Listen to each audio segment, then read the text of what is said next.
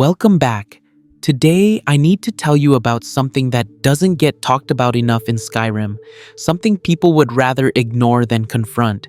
We're going to discuss the true nature of skooma addiction, not the watered-down version you see in taverns, but the real thing. What it actually does to people, how it's being weaponized, and why the Khajiit saying about there being no cure is both completely true and absolutely wrong. This is the story of Redwater Den of vampires who discovered how to turn addiction into industry, and of the refugees who taught me that the most dangerous prisons are the ones we build inside our own minds. It's about watching people choose suffering over freedom because they've been taught they don't deserve anything better. And it's about the rare, precious few who somehow find the strength to prove everyone wrong. And if you genuinely enjoy this kind of dark storytelling, consider subscribing and liking the channel, but only if it truly resonates with you. They tell you that nobody survives skooma, that once you take your first taste, you belong to it forever. What they don't tell you is how right they are even when they're wrong. My name doesn't matter anymore. What matters is that I spent 3 years working the refugee camps outside Riften, and in that time, I watched skooma do things to people that dragons and civil war never could. I need you to understand something before I go any further. When most people in Skyrim think about skooma, they imagine some Khajiit caravan selling watered-down sugar water to bored jarls and restless farmers. They think it's just another vice like mead or gambling.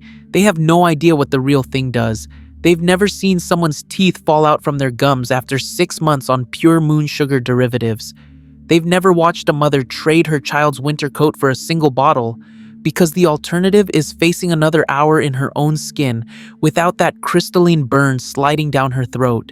The first time I saw it really happen, was during the coldest frostfall I can remember. A Nord woman, maybe 30 winters old but looking twice that, came stumbling into the Temple of Mara where I was working. Her hands were shaking so badly she couldn't hold the bowl of soup we offered her. Not from the cold, from withdrawal. Her pupils were massive, swallowing her eyes, and every few seconds her whole body would lock up in these terrible spasms. She kept mumbling about spiders crawling under her skin. There were no spiders, just the poison working its way out of her blood and her mind refusing to accept a world without it. You want to know what's truly horrifying? The watered-down skooma you find in Skyrim, the stuff the bandits mock as tourist trap nonsense, that's actually the merciful version. The real skooma, the kind that flows out of elsewhere and through the smuggling dens in Morrowind, that's something else entirely. It's made by refining moon sugar with nightshade. And when done properly by someone who knows the old Dunmer methods, it doesn't just make you feel good, it rewrites who you are at the most fundamental level. Here's what the healers won't tell you, what even the books gloss over. Skooma creates a state of alternating euphoria and lethargy that feels more real than reality itself. During those euphoric peaks, everything makes sense. The colors are brighter, your body feels powerful, your mind races with brilliant thoughts. You feel like you've finally become who you were always meant to be. Then, it drops you into a lethargy so profound that breathing feels like climbing a mountain, and your mind, desperate to escape that gray nothing, starts screaming for the only thing that's ever made you feel alive again. That's when the real horror begins. Because skooma doesn't just hook your body, it hooks your sense of self. After sustained use, something happens in the mind. Permanent confusion sets in. Mental deterioration that even restoration magic struggles to reverse. Your thoughts become fuzzy, disconnected. You start forgetting things, simple things at first, where you put something, what day it is, then bigger things, your daughter's name, the reason you wanted to stop using in the first place, why any of this matters. I watched it happen to a former legionnaire named Marcus. Decorated soldier, fought at the Battle of Whiterun, walked away with more commendations than most men earn in 3 lifetimes. He started using skooma to deal with what he called the ghosts, the memories that woke him screaming every night. At first it worked. He could sleep, he could function, but skooma doesn't care about your reasons. It doesn't care that you had a good excuse to start. 6 months later, Marcus couldn't remember which side he'd fought for in the Civil War. A year after that, He couldn't remember his own rank.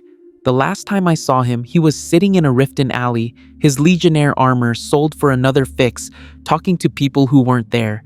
His mind had become a permanent fog of confusion and phantom conversations. The Marcus who survived battle, who earned those commendations, he was already dead. His body just hadn't figured it out yet.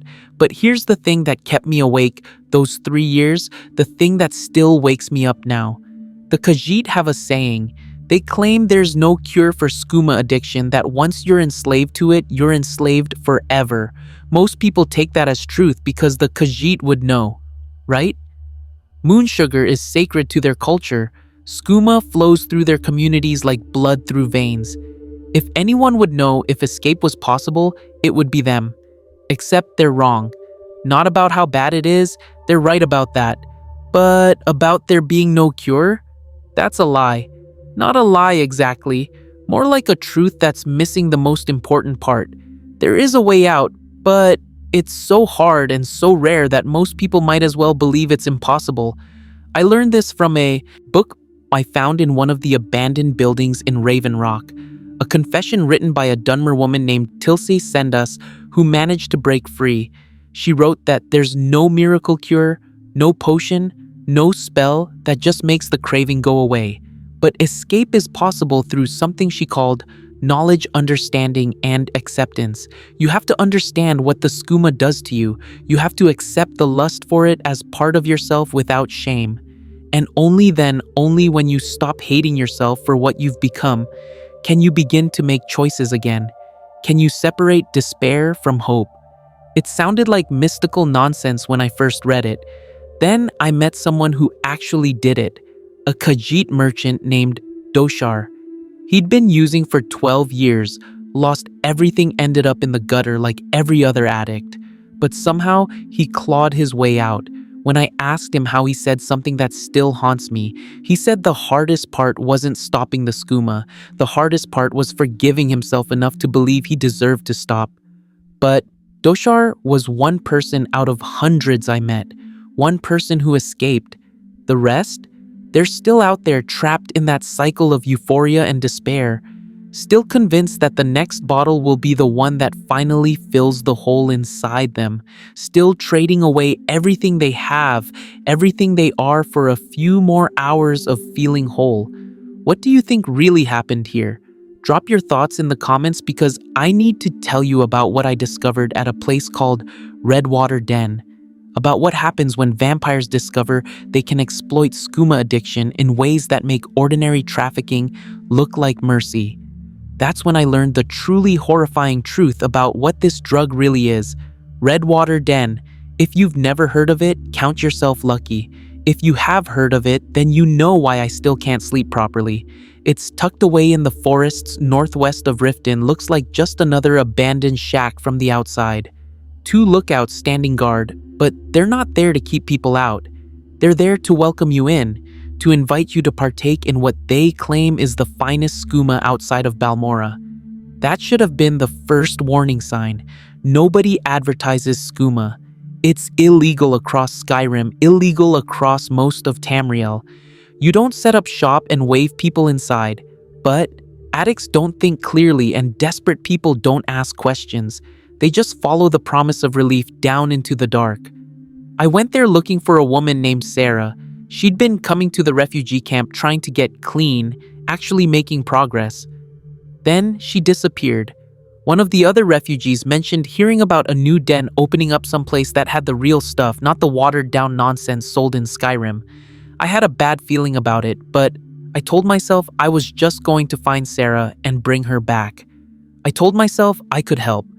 The moment you descend through that trap door, the smell hits you, sweet and chemical at the same time with an undertone of something organic and rotting. The den opens into a series of rooms and corridors carved into the earth and rock. There's a woman behind a barred counter, a Bosmer, who calls herself the dealer. She's got this practiced smile, this welcoming voice. She offers you a sample, free for first-timers. She calls it Redwater. Skooma says it's special because of some mystic spring that makes the experience unlike anything else. The booths stretch down a corridor behind her, little alcoves where people go to use. I could see them from where I stood. Men and women, Nords and Dunmer and Khajiit, all sitting in those booths with glazed eyes and slack faces. Some were smiling at nothing, others were completely still, barely breathing. One man was weeping quietly, tears running down his face while he stared at the wall. I asked the dealer where Sarah was. She gave me that same practiced smile and said she didn't know any Sarah, but if my friend was here, she was probably enjoying herself in one of the booths. She suggested I have some skooma and look around. Her voice was so casual, so friendly, like she was offering me tea instead of poison. That's when I noticed something wrong. Really wrong. The dealer's eyes didn't move right, too steady, too focused, and her skin had this pale quality that didn't match the warmth of her voice. I started paying attention to the other people I could see. The attendant walking between booths, the doorman who'd let me in. Something about them all felt off in a way I couldn't quite name. I told her I wanted to see the back area, claimed I was looking for a private booth. She said that area was locked for a reason, but her tone shifted slightly. Less friendly, more warning. I noticed her hand moving under the counter, probably going for a weapon. That's when I knew this wasn't just a skooma den. This was something worse. I've learned a few tricks in my time. Learned to pick locks out of necessity working the camps. So I waited until the attendant moved away, until the dealer was distracted by another customer stumbling in, and I slipped to that locked gate at the end of the corridor. The lock was complex, but not impossible. My hands were shaking, heart pounding so hard I thought everyone could hear it. The moment the lock clicked open, everything changed. The dealer's friendly voice became a snarl. The attendant spun around and I saw his face clearly for the first time. Fangs. Pale, dead eyes. The doorman was already moving toward me. They were all vampires. Every single person running this place. The customers in the booths didn't even look up, too far gone to notice or care that they'd been sitting in a feeding operation. I ran, bolted through that gate into a massive cavern that opened up beyond it. The space was enormous, carved from living rock with wooden ramps and platforms built throughout. Huge vats bubbled with that red-tinged liquid, producing clouds of sweet-smelling vapor. And everywhere, there were vampires. Real ones, not thralls, not the poor souls sitting in those booths. Actual predators moving through their domain with casual confidence. That's when I understood what Redwater Den really was. The skooma wasn't just a product, it was bait. The vampires had discovered something horrifying and brilliant in equal measure. They'd found a magical spring deep in those caves, an ancient font that had once been sacred to Arche before it became corrupted. The spring produced this blood-red liquid that wasn't blood, but something else, something powerful. When mixed with moon sugar and the other ingredients for skooma, it created a version that was more addictive, more potent, more devastating than anything else on Tamriel. People would come for the skooma, take their free sample, drink it in those booths, and then they'd pass out. The Redwater skooma didn't just get you high, it knocked you unconscious. I found cells in the deeper sections cages where people woke up confused and trapped. The vampires weren't even subtle about it. They had a whole system. Keep the addicts coming back with free samples and affordable prices. Let them get hooked on this special blend, and when they passed out from it, feed on them while they're helpless. Some of the addicts never woke up. Just another body to dispose of another addict nobody would look for. Others woke up alive, but something had been done to them, something with that spring water. They became thralls, not quite vampire, not quite human anymore. Docile, obedient, still craving the skooma, but now also bound to serve the very monsters who'd enslaved them.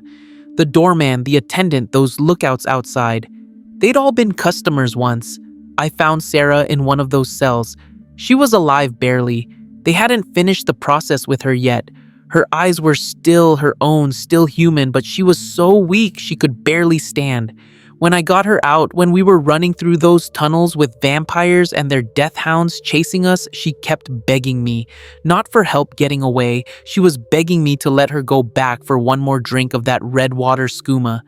Even knowing what they'd done, her addiction was screaming louder than her survival instinct. We made it out.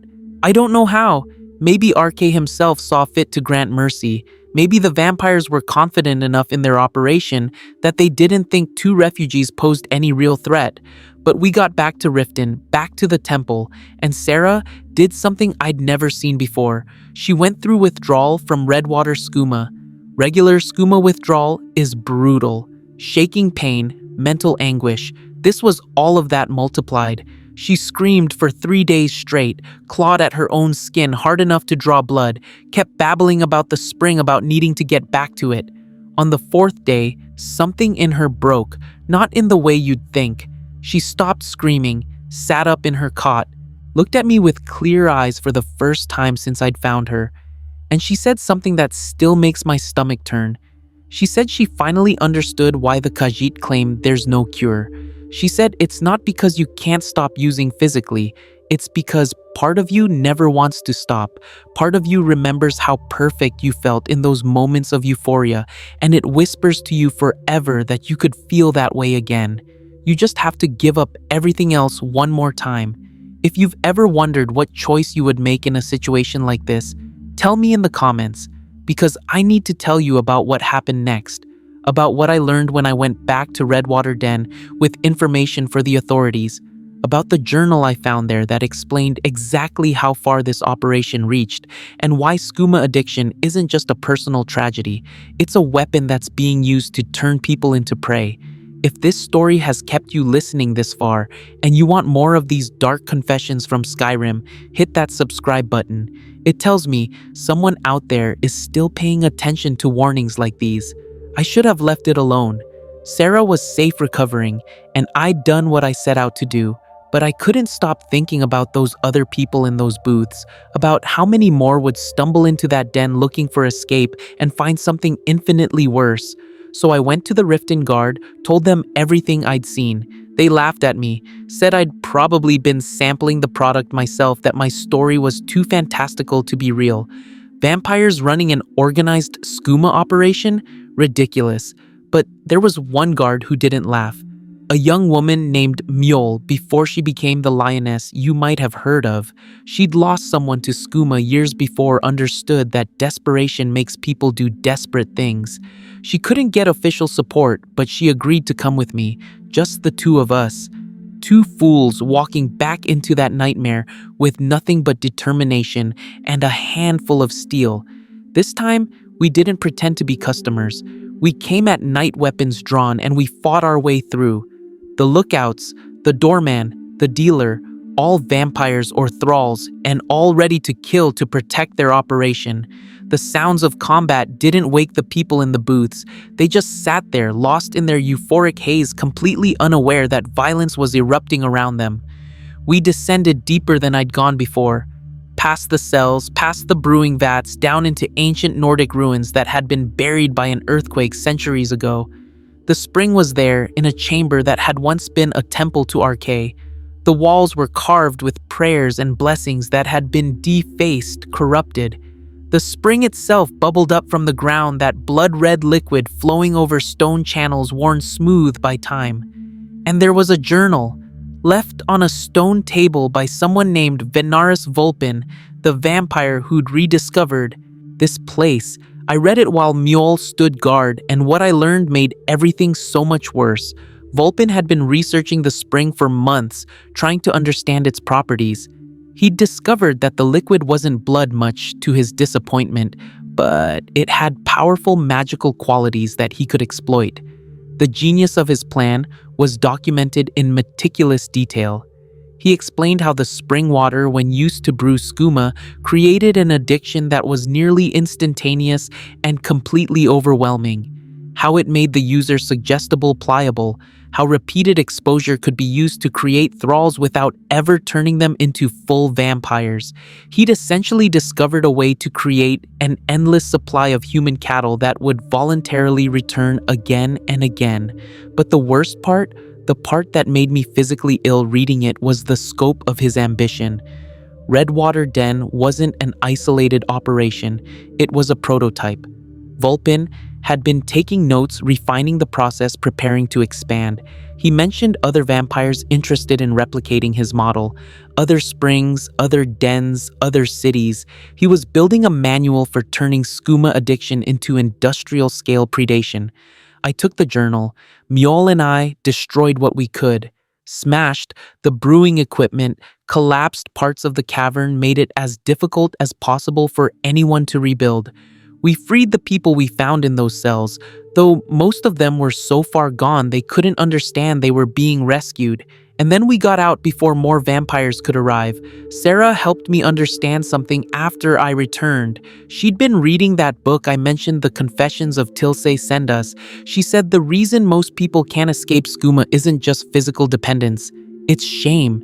It's the belief that only weak, foolish, broken people become addicts, and that such people don't deserve to be free. The drug becomes a punishment they inflict on themselves over and over because they've internalized the idea that they deserve the suffering. That's what makes skooma so perfectly horrifying. It doesn't just destroy your body and your mind, it destroys your sense of self-worth, your belief in your own value. And then it whispers that the only time you were ever worth anything was when you were high, when you were floating in that euphoric state where none of the pain mattered. It creates a prison made entirely of your own thoughts and hands you the key while convincing you that you're not worthy of using it. The journal never made it to the authorities, not officially. I tried, but the Hold's administration didn't want to acknowledge that vampires were operating organized criminal enterprises in their territory. Bad for trade, bad for morale. But I made copies, distributed them quietly to the temples, to healers, to anyone who might use the information to help people recognize what they were dealing with. Mjol went on to become a force for justice in Riften. Last I heard, she was still fighting the corruption in that city, still trying to expose the rot beneath the surface. I stayed with the refugees for another year, helping where I could, watching as some people managed to break free and others slipped deeper into that abyss. Sarah left the camp eventually, clean for 8 months, working at a mill outside Whiterun, trying to rebuild a life. She sent me a letter once, said she still thinks about the Redwater skooma every single day, still remembers exactly how it felt going down her throat, spreading through her blood. But she also said something that gave me hope. She said she'd learned to sit with that craving, to acknowledge it without acting on it, to forgive herself for wanting it while choosing not to have it. That's what the Khajiit saying gets wrong, she wrote. It's not that there's no cure, it's that the cure isn't something that happens to you. It's something you have to do every single day for the rest of your life. You have to choose freedom over comfort. You have to believe you deserve that freedom, even when every fiber of your being is screaming that you don't. I left Skyrim 3 months ago. Couldn't take it anymore. Couldn't watch another person destroy themselves for a few hours of artificial peace. Couldn't shake the images of those people in the booths at Redwater Den, sitting in their own filth, smiling at nothing, while vampires decided whether they'd be tonight's meal or tomorrow's thrall. But before I left, I went back one more time. Not to the den itself, to the refugees who'd known Sarah, who'd watched her nearly die and then somehow claw her way back. I wanted to know if her recovery had inspired anyone, if seeing someone actually escape had given others hope. What I found broke something in me. They didn't believe Sarah's recovery was real. They'd convinced themselves she was either lying about being clean or that she'd never been truly addicted in the first place. Because accepting that recovery was possible meant accepting responsibility for their own choices, meant admitting that they were choosing the drug over freedom every single day. That was too painful, too confronting. So they told themselves it was impossible, that Sarah was special, somehow that the rest of them were different. That's the truly horrifying truth about skooma addiction. It's not just the physical dependency, it's not just the mental deterioration or the loss of teeth or the organ damage or any of the visible destruction. It's the way it teaches you to imprison yourself, to become your own jailer, to clutch your chains and call them comfort because the alternative, the possibility of freedom, is too terrifying to contemplate. The vampires at Redwater Den understood this perfectly. They didn't need elaborate security or powerful magic to keep their victims contained. They just needed to provide enough skooma to keep people coming back. The addiction did the rest. The shame did the rest. The self-loathing and the conviction of worthlessness, those were better than any cage. I'm telling you this story because I need someone to know, need someone to understand what's really happening in those skooma dens scattered across Skyrim and beyond. It's not just crime. It's not just addiction. It's a form of predation that turns people into willing victims, that makes them complicit in their own destruction. And I'm telling you this because if you or someone you know is caught in that cycle, there is a way out. It's brutal. It's agonizing. It requires confronting every shameful thing you've ever thought about yourself and choosing to believe you deserve better anyway. But it's possible. Tilse Sendas proved it. Doshar proved it. Sarah proved it. They're not special. They're not stronger or more worthy. They just found a way to forgive themselves enough to try. The Redwater Den operation was eventually shut down by forces I don't fully understand. Vampires from the Volkihar clan apparently had their own interest in that spring, and they weren't pleased with Venaris Vulpin's freelancing. But the model he created, the blueprint for exploitation, that's still out there. Other vampires know now. Other predators have seen how effective it can be. So, if you find yourself in a situation where someone offers you something that sounds too good to be true, that promises to make all your pain disappear with no consequences, remember what I've told you. Remember that the most dangerous prisons are the ones we build for ourselves. And remember that the creatures who profit most from suffering are always the ones who smile the widest when they welcome you in.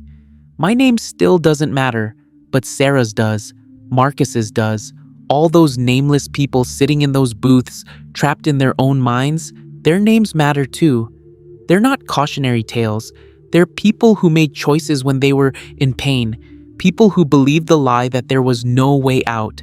And some of them are still sitting there right now, waiting for someone to tell them they're worth saving. I hope this reaches them somehow.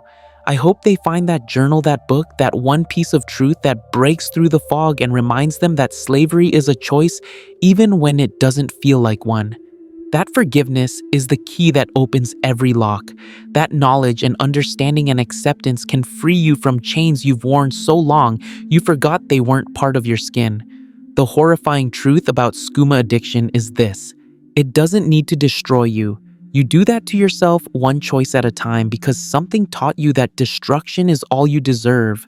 And the only way out is to unlearn that lie, to understand it, to accept that you believed it, and then to choose differently anyway. That's all I have to say. I've left Skyrim, but the memories haven't left me. If this story saves even one person, if it reaches even one addict sitting in some forgotten corner believing they're too broken to be fixed, then maybe carrying these memories is worth it. Maybe bearing witness to all that suffering serves some purpose after all. The choice is always yours, even when it doesn't feel like it. Especially when it doesn't feel like it, remember that.